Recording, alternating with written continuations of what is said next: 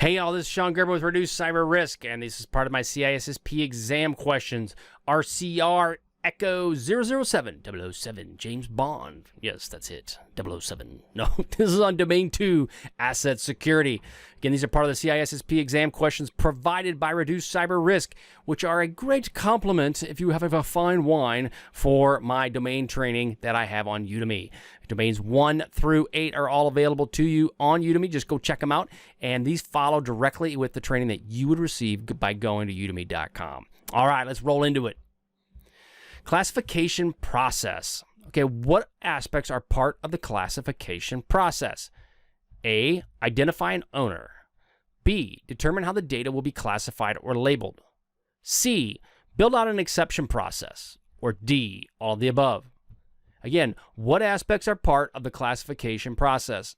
Identification of an owner, determining how the data will be labeled or classified, build out an exception process, or D, all of the above. And the answer is D. The classification process needs every bit of these following, all of these. Identify an owner, determine how the data will be classified, and build out an exception process. There's also some more pieces to that as well, but those are some key ones you need to keep in mind when building out a classification process within your organization. Again, identify an owner, determine how the data will be classified or labeled, build out an exception process. Each of those are very crucial to doing a classification, data classification within your organization. Asset classification. Which one of the following is a type of control used for asset classification? Active Directory controls. A. B. Strong passwords. C. Encryption. D. None of the above. Again, which one of the following is a type of control used for asset classification? A. Active Directory controls. B. Strong passwords.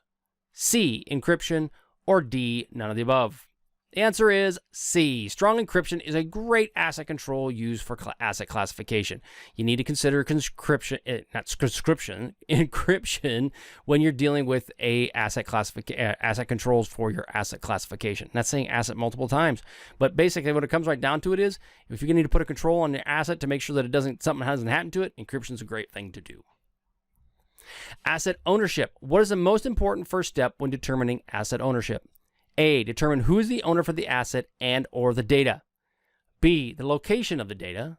Or C. The type of data being stored and managed. And finally, D. None of the above. Which is the most important step when determining asset ownership? Determine who is the owner of the asset and or data, the location of the data, the type of data being stored or managed, or D. None of the above. And the answer is, drumroll please, A. Determining who is the owner for the asset or the data is the most important first step in determining asset ownership. Again, determining who's the owner, I can't stress it, to ensure that you make sure you have the right asset ownership. All right, this is the training I've got. You put it out there on udemy.com. You can check out all my CISSP training. Just put in the search bar CISSP Certification. Shon, S-H-O-N, Gerber, like the baby food. Shon, yeah, like the baby food or toilet or knife. I like the knife. Toilets are not so good.